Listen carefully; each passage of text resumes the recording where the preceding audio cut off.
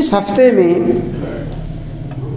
امت مسلمہ کو جو ایک انتہائی روحانی ٹھنڈی ہوا کا ایک جھونکا آیا، اور انشاءاللہ یہ روحانی اور ایمانی ہوا کا جھونکا امت مسلمہ کی ملی اور قومی غیرت کو اور اجتماعی غیرت کو انشاءاللہ بیدار کرنے کا سبب بنے گا۔ پہلے یہ بات سن لیں، ہمیں حکم یہ دیا گیا خذ ما صفا ودع ما قدر۔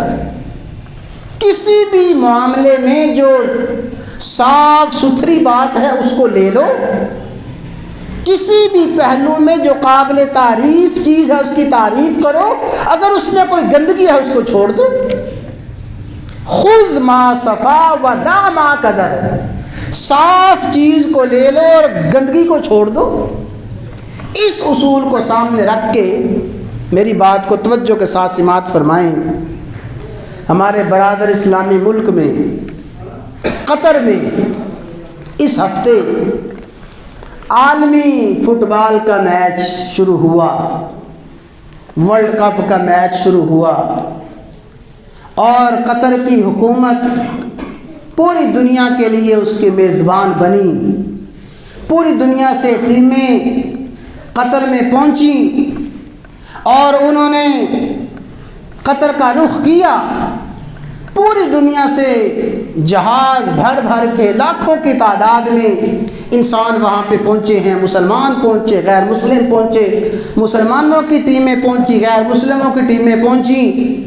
لیکن اس پہلو میں جو انتہائی قابل تعریف پہلو ہے کہ اسلامی ملک قطر نے اعلان کیا کہ ہم اپنی ایمانی تہذیب پر اور ہم اپنے قومی ثقافت پر، کلچر پر سودا بازی نہیں کریں گے۔ پوری دنیا کے آنے والے مسلمانوں کو ہمارے قومی روایات کا خیال کرنا ہوگا، ہماری تہذیب اور ثقافت کا خیال کرنا ہوگا۔ ہم کسی قسم کی شراب نوشی کی، کسی قسم کی کھلم کھلا فحاشی کے عیاشی کی اجازت نہیں دیں گے۔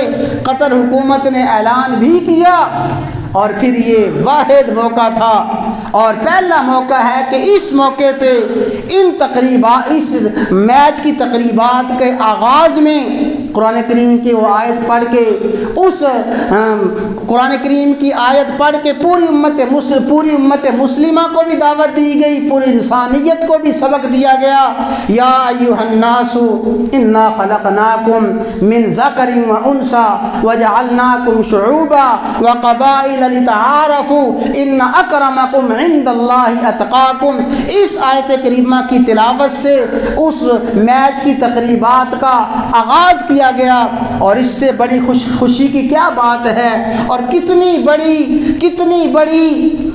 بڑی حوصلہ افزائی ہے کہ وہ معذور انسان جس کو عام معاشرے میں کوئی حیثیت نہیں دی جاتی، بڑے بڑے معذور انسان انتہائی قابل ہیں، انتہائی ذہین اور فطین ہیں، لیکن ان کی ذہانت اور فطانت مٹی میں مل جاتی ہے۔ لیکن اس معذور انسان کو محض اس کی قابلیت کی بنیاد پہ، اس کی لیاقت اور ذہانت کی بنا پہ اس کو یہ اعزاز دیا گیا۔